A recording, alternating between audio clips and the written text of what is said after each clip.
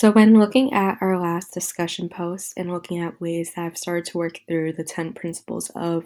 intuitive eating and some health benefits that might be provided based off of intuitive eating, I definitely focus on with intuitive eating, making sure we're rejecting that diet mentality of we can't have certain foods or we have to restrict ourselves from certain foods, and making sure in place of that we honor when our body needs food when we're hungry, making peace with the food that we choose and we eat, and we associate food with positive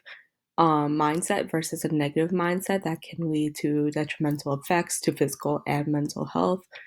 Um, Discovering the satisfaction factor with food, discovering, how food is needed for our bodies to, physically and mentally be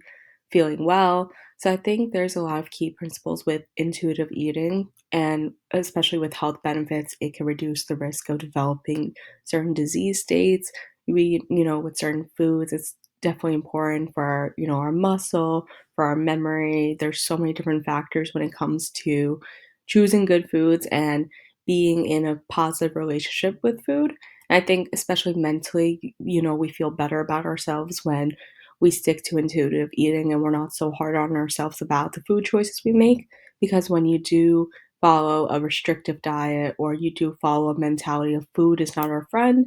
type of mindset, that could definitely physically and mentally alter the way you look, the way you feel, the way you think about how food is going to affect your body. So it's definitely important to educate people on intuitive eating and to keep that mindset when it comes to overall diet. Ways that I'm going to continue to use the skills I've developed over this course, and what did I learn from watching the other reflection videos in this course? I definitely learned that a lot of my peers and me share common mindsets, share common traits, and things that we've learned in this course. I definitely am going to use motivational interviewing skills that I've